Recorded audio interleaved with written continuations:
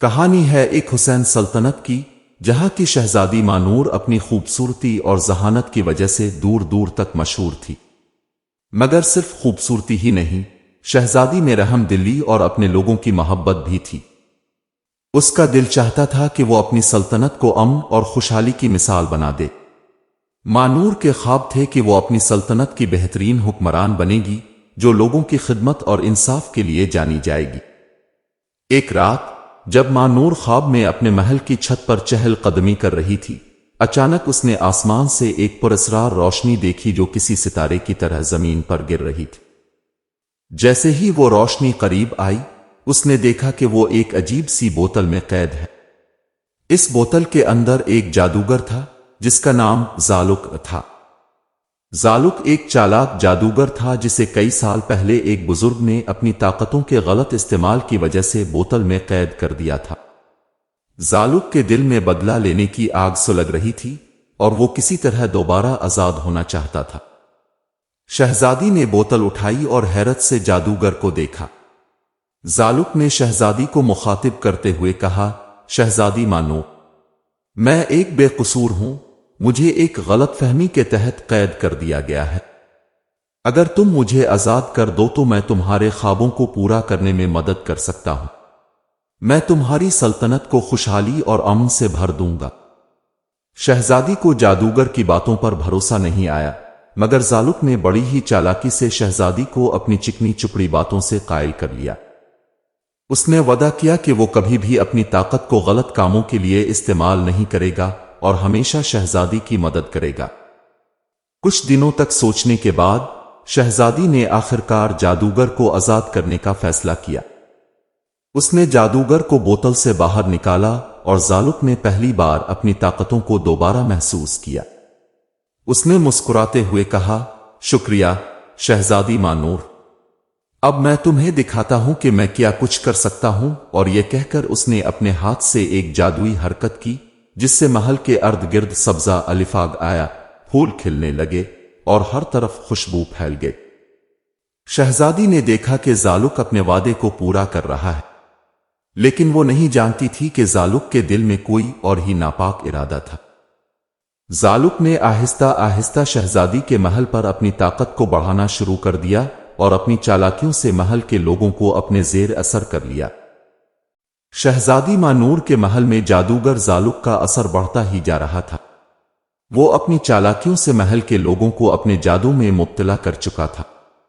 زالک نے پہلے محل کے خادموں کو اپنے قابو میں کیا، پھر درباریوں کو، اور اب وہ وزیر اعظم کو بھی اپنے زیر اثر لے آیا تھا۔ شہزادی کو ابتدا میں کچھ شک نہ ہوا کیونکہ زالک نے باہر سے سب کچھ ٹھیک ٹھاک دکھا رکھا تھا، مگر کچھ عرصہ بعد مانور نے محل کے اندر کچھ عجیب سی تبدیلیاں محسوس کیں۔ اس کے وفادار خادم خاموش اور اجنبی سے ہو گئے تھے، محل کے دروازے دیر سے کھلتے تھے، اور وہ وزیر جو ہمیشہ دیانتدار تھا اب ہر فیصلے میں جادوگر کی رائے کو اہمیت دینے لگا تھا۔ زالک نے اپنی چالاکی سے محل پر اپنا قبضہ جما لیا تھا، مگر شہزادی کے سامنے وہ اپنی اصل نیت چھپائے رکھتا تھا۔ ایک رات جب سب سو رہے تھے، شہزادی کی آنکھ کھل گئی۔ اس نے دیکھا کہ محل کے صحن میں ایک عجیب سا سایہ حرکت کر رہا ہے۔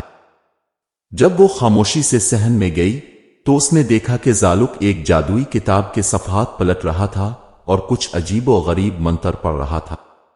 یہ دیکھ کر شہزادی کے دل میں خوف پیدا ہوا۔ اسے اب سمجھ آنے لگا تھا کہ جادوگر کے عزائم نیک نہیں ہیں۔ شہزادی نے اپنے خاص دوست اور محل کے محافظ راشد سے اس بارے میں بات کی۔ راشد ایک بہادر اور عقل مند شخص تھا اور اس نے ہمیشہ شہزادی کا ساتھ دیا تھا۔ جب راشد نے شہزادی کی بات سنی تو اس نے کہا، شہزادی مانور، مجھے بھی زالک پر کچھ دنوں سے شک تھا۔ یہ جادوگر اپنی طاقت کو برے کاموں کے لیے استعمال کرنے کا ارادہ رکھتا ہے۔ ہمیں کوئی نہ کوئی راستہ نکالنا ہوگا۔ شہزادی نے سوچا کہ اگر زالک کو اس کے ارادوں میں کامیاب ہونے سے روکنا ہے تو اس کا کوئی مضبوط طریقہ نکالنا ہوگا۔ لیکن مشکل یہ تھی کہ زالک کے جادو کا مقابلہ کرنا آسان نہیں تھا۔ راشد نے شہزادی کو تجویز دی کہ وہ شہر کے کسی بزرگ سے مدد لے جو جادوگر زالک کی حقیقت کو بے نقاب کر سکے۔ اگلے دن شہزادی مانور اور راشد نے ایک بہانے سے محل چھوڑ دیا اور بغداد کے باہر موجود ایک بزرگ حضرت عمران کے پاس پہنچے۔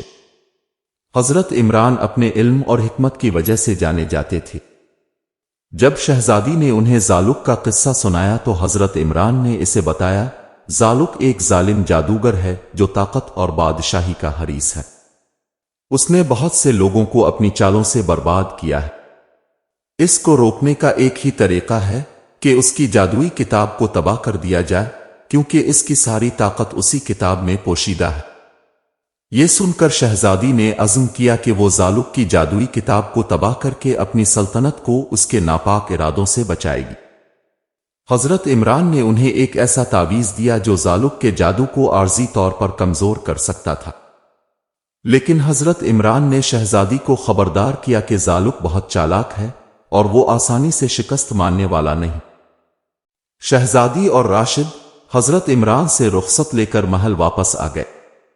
اب ان کا مقصد یہ تھا کہ کسی طرح زالق کی جادوئی کتاب تک پہنچی اور اسے تباہ کر دیں، لیکن زالق ان کی ہر حرکت پر نظر رکھے ہوئے تھا اور اس کے دل میں شک پیدا ہو گیا کہ شاید شہزادی کو اس کی اصلیت کا پتہ چل گیا ہے۔ جب سے شہزادی مانور اور راشد حضرت عمران سے مل کر واپس آئے تھے، زالق کو ان کی حرکات میں کچھ شک سا محسوس ہونے لگا تھا۔ زالق کو شبہ تھا کہ شہزادی کو اس کی اصلیت کے بارے میں معلوم ہو چکا ہے اور وہ اس کا منصوبہ برباد کر سکتی ہے۔ اس نے اپنے جادو کا استعمال کرتے ہوئے محل کے ہر کونے میں اپنے جادوئی جاسوس چھوڑ دیے تاکہ وہ شہزادی کی ہر حرکت پر نظر رکھ سکے۔ شہزادی اور راشد سمجھ چکے تھے کہ زالق ان پر نظر رکھ رہا ہے، لیکن وہ اس بات سے بھی واقف تھے کہ اب ان کے پاس وقت کم ہے۔ حضرت عمران نے انہیں بتایا تھا کہ جادوگر کو شکست دینے کا واحد راستہ اس کی جادوئی کتاب کو تباہ کرنا ہے اور اس کے لیے انہیں بہت جلد عمل کرنا ہوگا۔ ایک رات جب زالق گہری نیند میں تھا، شہزادی اور راشد نے ایک خفیہ منصوبہ تیار کیا۔ انہوں نے ایک درباری کو اعتماد میں لے کر اسے زالق کے کمرے میں جانے کے بہانے کتاب کی جگہ کا پتہ لگانے کے لیے بھیجا۔ درباری نے ہمت کر کے یہ خطرہ مول لیا اور کمرے میں داخل ہو کر جادوئی کتاب کی جگہ دیکھ لی۔ واپس آ کر اس نے شہزادی اور راشد کو بتایا کہ کتاب زالق کے بستر کے نیچے ایک خاص جادوئی صندوق میں رکھی ہے جسے کھولنا بہت ہی مشکل ہے۔ اب چیلنج یہ تھا کہ صندوق تک پہنچا کیسے جائے اور اسے کھولا کیسے جائے۔ حضرت عمران نے انہیں بتایا تھا کہ یہ صندوق صرف خاص جادوئی منتر سے کھل سکتا ہے جو زالق نے خود سیکھا ہوا ہے۔ شہزادی کو ایک ترکیب سوجھی، اس نے زالق کو اپنی طرف مائل کرنے کا سوچا تاکہ وہ اس پر اعتماد کر لے اور اسے جادوئی منتر بتا دے۔ اگلے دن شہزادی نے زالق کو اپنی طرف مائل کرنے کے لیے خوش اخلاقی کا مظاہرہ کیا اور اس کی چکنی چپڑی باتوں میں آتی ہوئی دکھائی دی۔ زالق اس کا یہ رویہ دیکھ کر خوش ہوا اور اسے لگا کہ شاید شہزادی اب اس کے قابو میں آ گئی ہے۔ اس نے شہزادی کو اپنے جادو کے کچھ راز بتانے شروع کیے اور جلد ہی اس نے یہ بھی بتا دیا کہ اس کا جادوئی صندوق ایک خاص منتر سے کھلتا ہے۔ شہزادی نے یہ موقع ضائع کیے بغیر چپکے سے یہ منتر یاد کر لیا۔ رات کے وقت جب زالق گہری نیند میں تھا، شہزادی اور راشد نے چپکے سے اس کے کمرے میں جا کر جادوئی صندوق کھولنے کا ارادہ کیا۔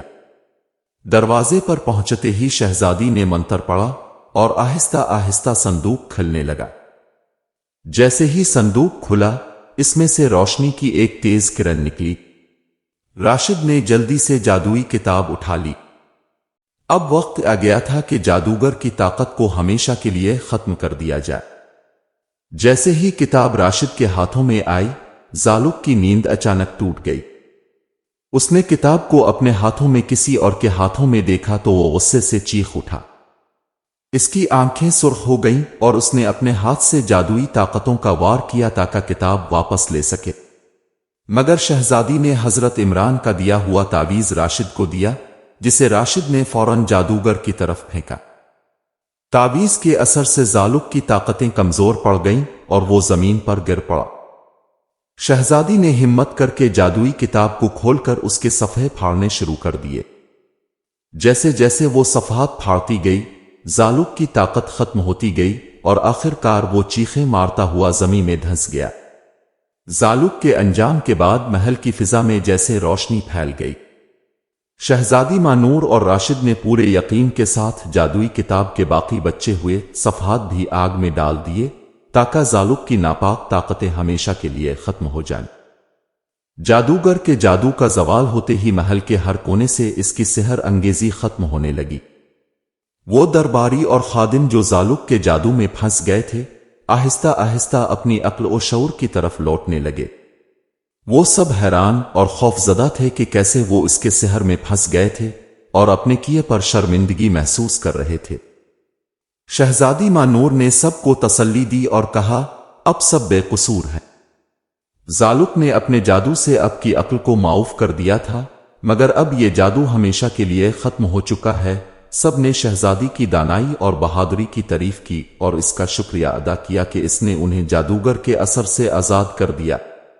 زلزلہ کی طرح گونجنے والے زالق کے آخری چیخوں کے بعد بغداد کے لوگوں نے سکون کی سانس لی۔ حضرت عمران کی دعائیں اور نصیحتیں سب کے دل میں بٹھا دی گئیں کہ انہیں ہمیشہ ہر طرح کے فتنہ انگیز لوگوں سے بچ کر رہنا ہوگا۔ زالق کا قصہ لوگوں کے لیے ایک نصیحت بن گیا کہ غرور اور طاقت کی ہوس انسان کو تباہی کی طرف لے جاتی ہے۔ چند دن بعد شہزادی نے بغداد میں ایک جشن کا اعلان کیا جس میں پورے ملک کے لوگ مدعو تھے۔ ہر طرف خوشی کی فضا تھی، رنگین پرچم لہرا رہے تھے اور بغداد کی گلیاں روشنیوں سے جگمگا رہی تھیں۔ لوگ خوشی خوشی شہزادی کی دریا دلی اور بہادری کے قصے سناتے پھر رہے تھے۔ محل میں جب سب لوگ اکٹھا ہوئے تو شہزادی مانور نے ایک خاص پیغام دیا۔ اس نے کہا ہم سب کو ایک بات یاد رکھنی چاہیے کہ دنیا میں کسی بھی طاقت کو ظلم کے لیے استعمال کرنا انسانیت کے اصولوں کے خلاف ہے۔ ہمیشہ سچائی کا ساتھ دو اور کبھی غرور مت کرو۔ بغداد کے لوگوں نے اس بات کو دل سے قبول کیا اور وعدہ کیا کہ وہ اپنی سلطنت کی حفاظت اور خوشحالی کے لیے ہمیشہ ایک ساتھ کھڑے رہیں گے۔ اگر آپ کو یہ کہانی پسند آئی ہو تو ہمارے چینل کو لائک کریں، شیئر کریں اور سبسکرائب کرنا نہ بھولیں تاکہ آپ کو مزید ایسی دلچسپ اور سبق آموز کہانیاں سننے کو ملتی رہے۔